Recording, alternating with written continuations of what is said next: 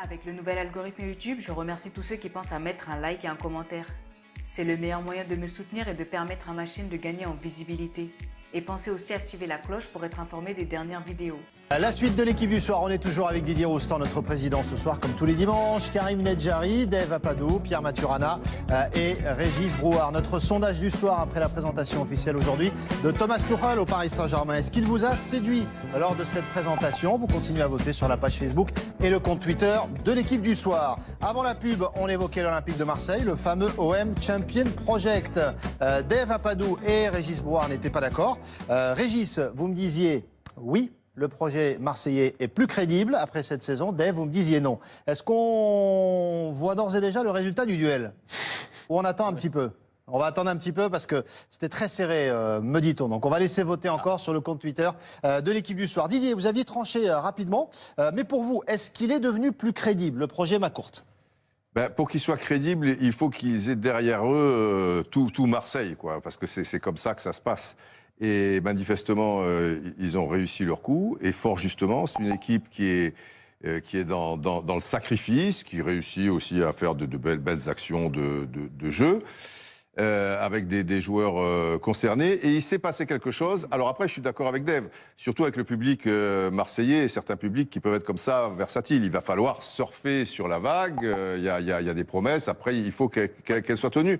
Mais je trouve qu'ils sont sur les bons rails et ça devient crédible, quoi. Il s'est passé quelque chose, on a besoin d'un OM fort et tout le monde, je pense, hormis quelques-uns, on est ravis. Donc, je trouve qu'ils ont vraiment beaucoup avancé. En plus, le président, il est physiquement là souvent. J'aimerais entendre plus souvent Zubizarreta, Andoni de son prénom. Andoni. Non, c'est pas un Corse, c'est pas Andoni. Andoni Zubizarreta. J'aimerais qu'ils prennent peut-être la parole un petit peu plus souvent. Mais je veux dire, dans l'état d'esprit... Il y a quelque chose qui s'est passé. Il s'est passé quelque chose. On avait quand même moqué l'OM Champion Project, soyons honnêtes, très souvent. Ce fameux slogan OM Champion Project. Est-ce que ce slogan-là et ce projet-là... adapté. Voilà. Et qui venait après le projet Dortmund, il faut le rappeler. Après le projet Dortmund, effectivement. Mais c'était l'ancienne direction. Oui, bien sûr, mais c'est la succession des slogans. En fait. Ce projet-là est devenu plus crédible? Le mot champion est forcément un peu dur à porter, puisque tu as Monaco, Paris devant toi, c'est lourd. Mais ce qui est sûr, c'est qu'ils partent de loin. Rappelons-nous que Hérault, pendant longtemps, était moqué pour ses conférences de presse, etc. Et puis finalement, on a vu un bonhomme et compagnie. Ouais. Non, mais on a vu un mec qui s'est imposé, qui allait un peu à la castagne avec Colas, qui a tenté des choses. Franchement, il a plus pris la mesure. Il a un peu incarné quelque chose. Il a incarné quelque chose. Le proprio, l'air de rien, il met un mot par-ci par-là, mais il est présent. Il a fait pas trop d'ingérence non plus dans les affaires d'Hérault ou de Garcia. Donc c'est plutôt pas mal. Plus que mettre quelques mots. C'est crédible, mais c'est fragile. Crédible, mais fragile. Moi, j'aime bien quand un actionnaire est plutôt discret. J'aime bien quand un président préside, qu'un entraîneur ait des convictions et que le stade soit plein. Donc il y a ces 4 points-là qui sont de retour. Je trouve que leur jeu respire quelque chose. Il y a un esprit dans ce qu'ils ont fait. Après, on est parfois un peu étrange dans les commentaires. Il y a le PSG qui gagne 4 titres.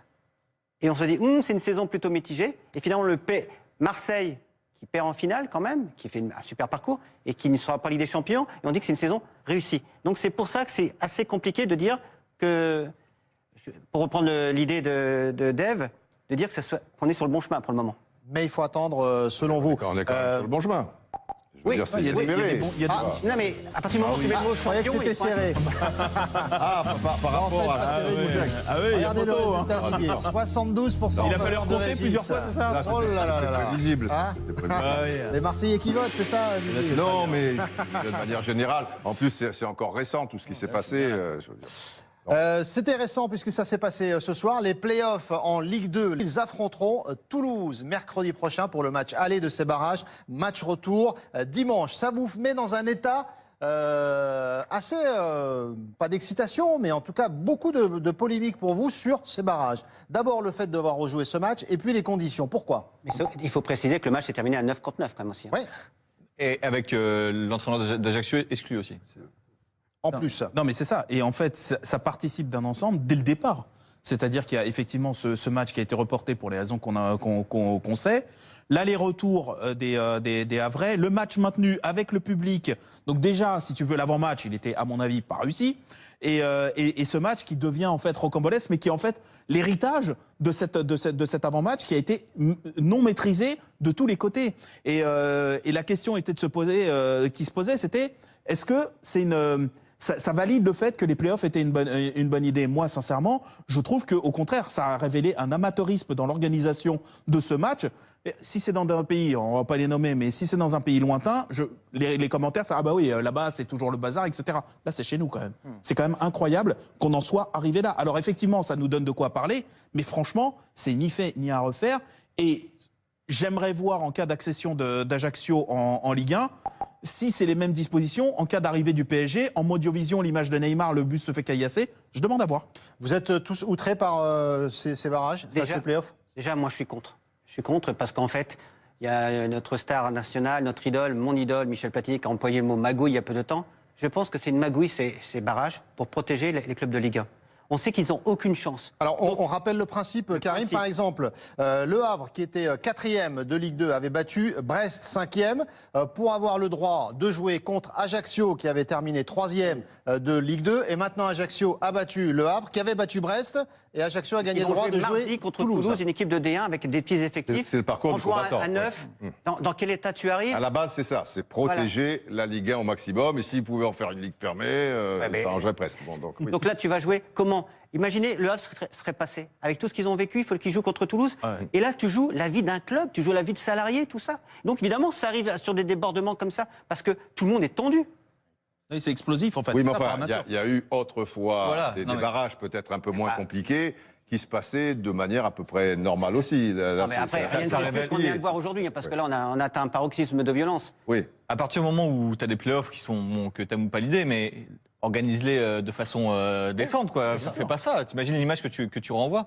T'es Havrais ce soir, tu te sens quand même complètement lésé. Enfin, faut se les cogner, les allers-retours, la pression. Alors peut-être que les Corses ont l'air de dire que c'est pas grand-chose qui est sur le bus. On voit quand même les images, ça peut traumatiser des joueurs. Non, fais-le bien, ou fais-le autrement. Fais-le à huis clos, terrain neutre, ce que tu veux, mais ne fais plus jamais ça. Heureusement qu'il n'y a pas de match retour. Ça finira en combat. Régis, pardon, mais c'était... Pourquoi il y a ce problème? C'est que le problème, c'est que ces matchs sont télévisés. Donc il faut que les matchs aient lieu et qu'ils aillent très vite. Et il y a un problème de temps. Tout a été vendu. Là, il y a trop de matchs. Voilà, c'est ça que je parle aussi, parce qu'il y a le business qui reprend le dessus. Bien sûr. Alors qu'est-ce qu'il aurait fallu le fameux délai de 72 heures, d'ailleurs, ne sera pas respecté. Parce qu'il faut 72 heures entre deux matchs, ce ne sera pas respecté, vu le report de ce match-là, avant le match de Toulouse. Le match s'est terminé tard. Donc le fameux délai de 72 heures, vraiment, ne sera pas respecté. On n'est plus à ça. Régis, vous venez de monter avec le Red Star. Vous serez en Ligue 2 la saison prochaine. Ces images-là vous inspirent quoi, honnêtement, Régis? Franchement, c'était un peu pathétique. Ça ressemblait à pas grand-chose. Alors c'est la première année où ils tentent ces expériences et ces playoffs. Alors ces playoffs sont pour protéger l'élite. Donc l'élite, c'est la Ligue 1. Moi, je trouve qu'il y a beaucoup trop de matchs. Il faut savoir que le dernier match des playoffs, c'est un match aller-retour. Là, ces matchs contre Brest et contre Ajaccio, contre Le Havre, ça se jouait sur un match. Donc contre Toulouse, ça va se jouer sur deux matchs. Et le deuxième, évidemment, chez le club de Ligue 1. Voilà. Jusqu'au bout, quoi. Il y a la fatigue, il y a les suspensions. Malheureusement, cet après-midi, le scénario du match, ça a été, franchement, c'était du n'importe quoi. Donc il y a les joueurs qui sont expulsés. Il y a des joueurs qui mettent des tartes et qui restent sur le terrain. Enfin, c'est pas une bonne image. C'est une bonne image pour le foot français, surtout et la Ligue 2, parce qu'ils ne méritent pas ça, vraiment. Ou alors, on était dans l'amateurisme. Si tu veux faire des barrages comme tu peux envahir le terrain. Le troisième rencontre le 18e par match aller-retour. Voilà, à la limite, ça. Voilà, ce parcours, tu vois, infernal. Mais ce qui s'est passé, c'est aussi autre chose quand même. Oui, ça dit autre chose. Le barrage en fait partie, mais il y a aussi d'autres choses. Mercredi donc, Toulouse, Ajaccio, Toulouse, puis Toulouse, Ajaccio pour le match retour, effectivement.